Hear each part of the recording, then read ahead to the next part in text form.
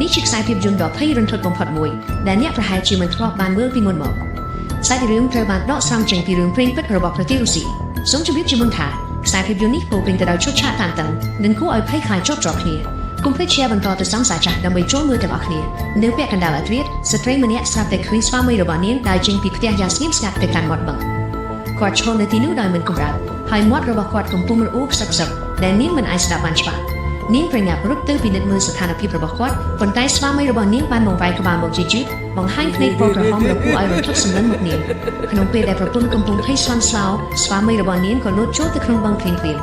ក្នុងទឹកបឹងដ៏ត្រជាក់ខ្លាំងបានធ្វើឲ្យគាត់ដឹងខ្លួនឡើងវិញហើយគាត់ខំប្រឹងហែលត្រឡប់មកចាំវិញយ៉ាងអស់កម្លាំងប៉ុន្តែនៅពេលដែលគាត់ទើបតែឡើងដល់ចាំគាត់ស្រាប់តែឃើញអ្វីមួយដ៏គួរឲ្យខ្លាចនៅពីក្រោយប្រពន្ធរបស់គាត់ភ្លាមនោះកម្លាំងអាថ៌កំបាំងមួយបានអូសទាញប្រពន្ធរបស់គាត់ចូលទៅក្នុងបឹងនាងព្យាយាមតស៊ូនិងអណ្ដែតឡើងមកលើផ្ទៃទឹកវិញស្វាមីរត់ទៅជួយហើយព្យាយាមទាញនាងឡើងពីទឹកប៉ុន្តែភ្លាមនោះដៃខ្មៅជាច្រើនបានលេចចេញពីបាតបឹងអូសទាញនាងចុះទៅក្នុងជម្រៅងងឹតនៃបឹងនោះពេលវេលាបានកន្លងផុតទៅជាច្រើនឆ្នាំកូនប្រុសរបស់ពួកគេឈ្មោះ Jake បានធំធាត់ខ្លាយជាបរិបទពេញវ័យហើយក៏ជិតដល់ថ្ងៃរៀបការជាមួយគូដណ្ដឹងរបស់គាត់ឈ្មោះ Linda ផងដែរមុនថ្ងៃអាពាហ៍ពិពាហ៍ឪពុករបស់ Linda បានផ្ដល់ផ្ទះឈើមួយនៅក្បែរបឹងនោះជាអំណោយអាពាហ៍ពិពាហ៍ដល់ Jake តើគាត់កំពុងធ្វើឲ្យ Jake ជួបវាសនាដូចម្ដាយរបស់ខ្លួនឬ Jake បានអញ្ជើញមិត្តភក្តិជាច្រើនមកជួបជុំគ្នានៅផ្ទះឈើនោះដើម្បីរៀបចំពិធីជប់លៀងលីក្រុងភាពនៅលាវមុនរៀបការមិនយូរប៉ុន្មានដោយសារផឹកស្រាច្រើនពេកគាត់ចាប់ដើមស្រវឹងហើយសម្រេចចិត្តដើរចេញទៅខាងក្រៅដើម្បីបន្ធូរអារម្មណ៍ប៉ុន្តែដោយមិនដឹងខ្លួនគាត់បានដើរមកដល់មាត់បឹងឃើញទឹកបឹងខ្លាឆ្វេងគាត់ក៏លូតចុះទៅហើយលេងមិនយូរប៉ុន្មានស្រាប់តែមានសំឡេងចម្លែកមួយលាន់ឡើងពីក្រោយខ្នងរបស់គាត់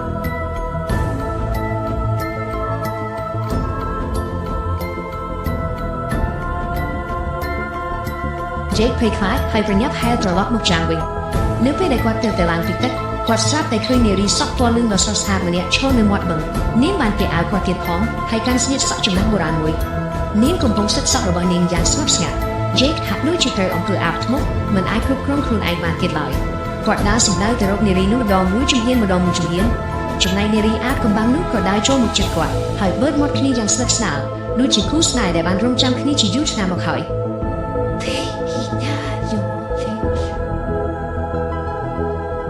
បន្ទាប់ពីបាត់ខ្លួនពេញមួយយប់ Jake ត្រូវបានគេប្រទះឃើញដេកសន្លប់នៅក្បែរមាត់បឹងចំណែកនារីសក់លឿងដែលគាត់បានជួបកាលពីយប់មុនវិញបានបាត់ខ្លួនទៅដោយគ្មានដានទោះជាយ៉ាងណាស្នៀតសក់បុរាណដែលនាងធ្លាប់ខាងនោះត្រូវបានទុកចោលនៅលើដី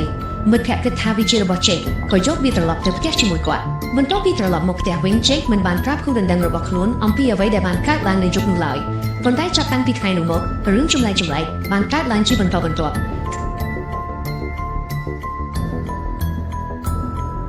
ថ្ងៃមួយបន្ទាប់ពីវឹកហាត់រួច Jake បានចូលទៅបន្ទប់ទឹកដើម្បីងូតទឹកគាត់មិនបានដឹងសោះថាមានវិញ្ញាណអាថ៌កំបាំងមួយកំពុងដើរតាមពីក្រោយគាត់យ៉ាងជិតខណៈកំពុងស្ថិតនៅក្នុងបន្ទប់ទឹកគាត់ស្រាប់តែឮសំឡេងចម្លែកមួយពីខាងក្រៅ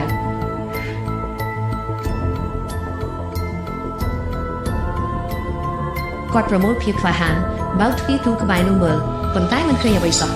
ទោះជាយ៉ាងណាវិញ្ញាណនោះបានលេចចេញមកពីក្រោយខ្នងគាត់ម្ដងទៀត Jake ហាក់ដូចជាមានអារម្មណ៍អ្វីមួយមិនស្រួលក៏បង្វែរក្បាលមើលយ៉ាងលឿនប៉ុន្តែនៅពីក្រោយគាត់គ្មាននរណាម្នាក់ឡើយយប់នោះ Jake ចាប់ផ្ដើមក្តៅខ្លួនខ្លាំង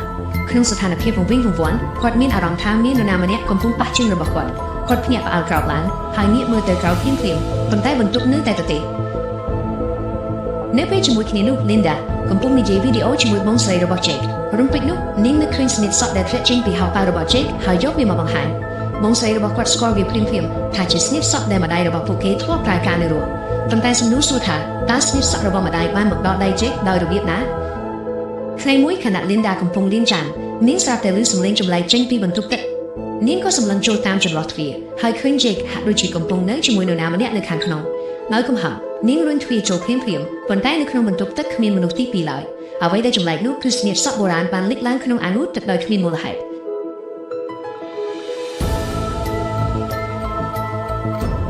Linda ភ្ញាក់ឡើងដោយភាពភ័យខ្លាចទើបនាងដឹងថាអ្វីទាំងអស់គ្រាន់តែជាសុបិនអាក្រក់ប៉ុណ្ណោះថ្ងៃបន្ទាប់ Jake បានចូលរួមការប្រឡងហែលទឹកប៉ុន្តែភ្លាមនៅពេលដែលគាត់ចុះទឹកគាត់ស្រាប់តែមានអារម្មណ៍ដូចជាត្រូវបានបញ្ជូនទៅកាន់បឹងអាថ៌កំបាំងនោះម្ដងទៀតគាត់ខំប្រឹងហែលសម្ដៅទៅរកចានប៉ុន្តែពេលឡើងដល់គប់វិញគាត់អស់កម្លាំងខ្លាំងរហូតដួលសន្លប់ មិនដឹងថាកន្លងផុតទៅប៉ុន្មានម៉ោងទេនៅពេលគាត់បើកភ្នែកឡើងវិញនារីសក់លឿងដែលគាត់បានជួបកាលពីយប់នោះបានបង្ហាញខ្លួននៅចំពោះមុខគាត់ម្ដងទៀត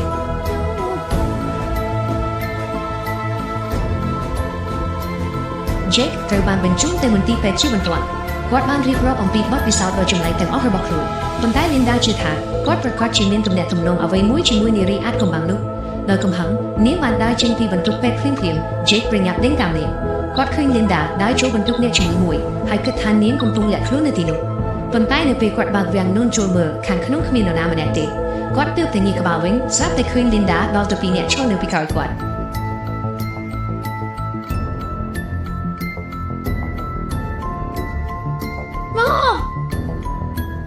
ភ្លាមនោះវាំងនូននៅពីក្រោយគាត់ចាប់ផ្ដើមកម្រើកដូចជាមានអ្វីមួយកំពុងព្យាយាមស្ទុះចេញមករំពេចនោះវាំងនូនត្រូវបានទាញបើកយ៉ាងខ្លាំង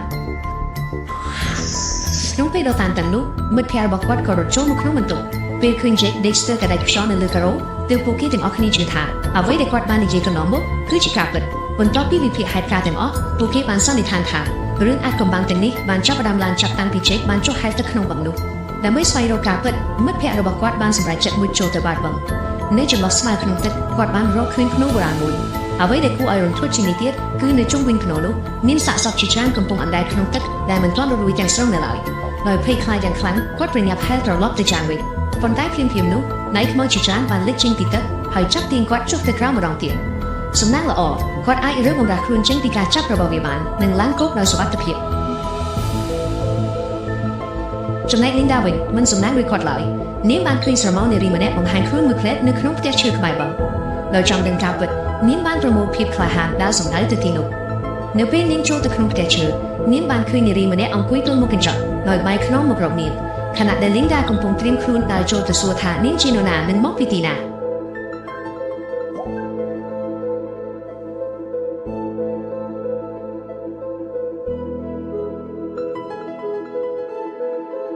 Linda ភ័យខ្លាចយ៉ាងខ្លាំងហើយរត់ចេញពីផ្ទះឈើភ្លាម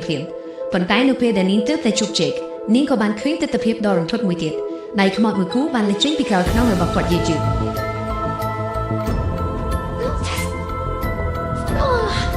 នៅក្នុងស្ថានភាពដ៏គ្រោះថ្នាក់នោះ Linda បានចាប់ដៃ Jake ចាំដែរប៉ុន្តែវិញ្ញាណអាក្រក់នោះស្រាប់តែលេចចេញពីច្រកបន្ទប់ក្រោមដីឃើញដូច្នេះ Linda ក៏ទាត់វាមួយជើងយ៉ាងខ្លាំងរហូតធ្វើឲ្យវាធ្លាក់ចុះទៅក្រោមវិញហើយប្រញាប់បិទទ្វារបន្ទប់ក្រោមដីភ្លាមបន្ទាប់ពីពិភាក្សាគ្នាពួកគេសម្រេចចិត្តថាមិនអាចបន្តរងចាំឲ្យវិញ្ញាណនោះធ្វើបាបពួកគេតទៅទៀតបានទេពួកគេត្រូវតែរកវិធីប្រឆាំងវិញ Linda បានសម្រេចធ្វើពិធីបណ្ដេញវិញ្ញាណអាក្រក់នាងបានបំភ្លឺទៀនទាំងអស់នៅក្នុងផ្ទះឈើកាន់ស្នៀតសក់បុរាណនោះហើយឈរនៅមុខកញ្ចក់សូត្រមន្តដោយស្ងៀមស្ងាត់ភ្លាមនោះខ្យល់មួយបានបោះកាត់ហើយវិញ្ញាណអាក្រក់បានបង្ហាញខ្លួននៅពីក្រោយនាង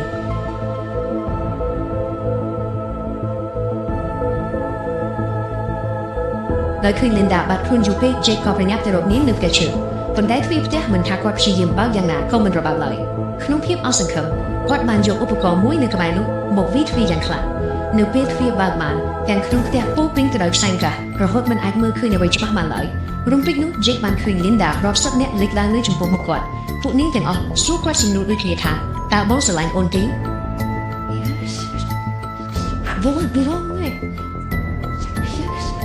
Jake ត្រូវបានបោកបញ្ឆោតដោយរូបភាពទាំងនោះប៉ុន្តែចុងក្រោយគាត់នៅតែអាចស្វែងរក Linda ពិតប្រាកដបានដោយការទុកចិត្តលើអារម្មណ៍របស់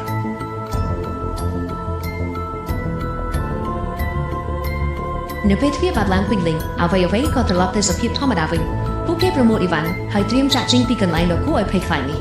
ប៉ុន្តែពួកគេរកមិនឃើញមិត្តស្រីរបស់ពួកគេ Lia តទៅសោះ Jake ក៏ត្រឡប់ទៅស្វែងរកនាងក្នុងផ្ទះមិននឹកស្មានថានៅក្នុងបន្ទប់ក្រោមដីគាត់បានឃើញសាកសពរបស់ Lia កំពុងអណ្ដែតលើផ្ទៃទឹកគាត់ប្រញាប់លោតចូលទៅក្នុងទឹកនៅបន្ទប់ក្រោមដីតូចចង្អៀតនោះហើយព្យាយាមរកនាង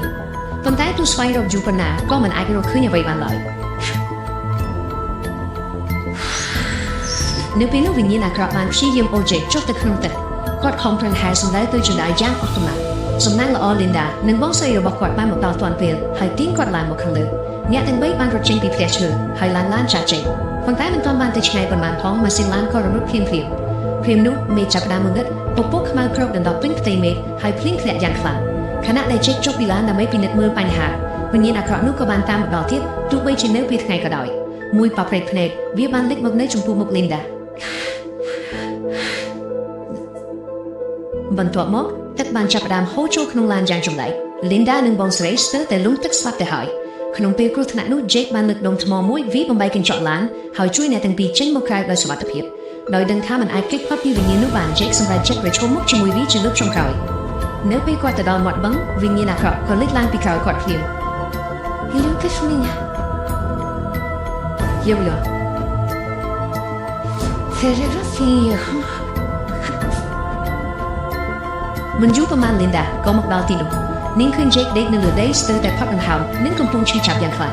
Jake បានប្រាប់នាងថាសក់គឺជាប្រភពនៃអំណាចរបស់វិញ្ញាណអាក្រក់ប្រសិនបើអាចកាត់សក់របស់វាបាននោះវានឹងត្រូវបំផ្លាញជារៀងរហូត Linda បានកាន់កន្ត្រៃហើយលោតចូលទៅក្នុងបឹងដ៏ត្រជាក់នោះប៉ុន្តែវិញ្ញាណអាក្រក់បានរងចាំនាងនៅក្នុងទឹករួចជាស្រេចភ្លាមនៅពេលចូលដល់ទឹកមនុស្សនិងវិញ្ញាណបានប្រយុទ្ធគ្នាយ៉ាងសាហាវនៅបាតបឹងអ្វីដែលមិននឹកស្មានដល់នោះគឺវិញ្ញាណអាក្រក់មិនអាចយកឈ្នះ Linda បានឡើយនាងបានប្រើកន្ត្រៃកាត់សក់របស់វាបានជោគជ័យបន្ទាប់ពីបាត់បង់សក់ជាច្រើន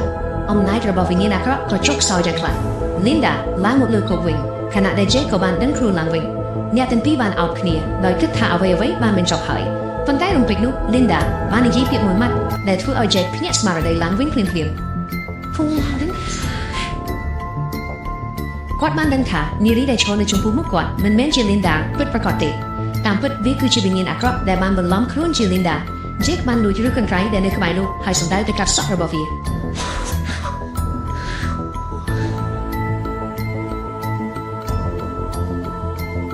នៅពេលសក់ចុងក្រោយត្រូវបានកាត់ផ្នែកវិញ្ញាណអាក្រក់ក៏បង្ហាញរូបរាងពិតរបស់ខ្លួនវិញវាស្រែកយ៉ាងឈឺចាប់មុននឹងដួលចូលទៅក្នុងបឹងនោះភ្លាមនោះដៃខ្មៅរាប់មិនអស់បានលេចចេញពីបាតបឹងហើយអូវាចុះទៅក្នុងជម្រៅទឹកងងឹតជារៀងរហូត Jake បានលោតចូលក្នុងទឹកម្ដងទៀតហើយស្វែងរក Linda ពិតប្រាកដដែលបានលេចទៅបាតបឹងរួចហើយទីបំផុតគាត់បានជួយនាងឡើងមកវិញហើយអ្នកទាំងពីរបានចាក់ចេញពីកន្លែងដ៏គួរឲ្យភ័យខ្លាចនោះប៉ុន្តែនៅពេលដែលពួកគេគិតថាអ្វីបានមិនចប់សកម្មភាពលេងសើចរបស់ Linda ស្រាប់តែធ្វើឲ្យ Jake មានអារម្មណ៍សង្ស័យនិងប្រុងប្រយ័ត្ន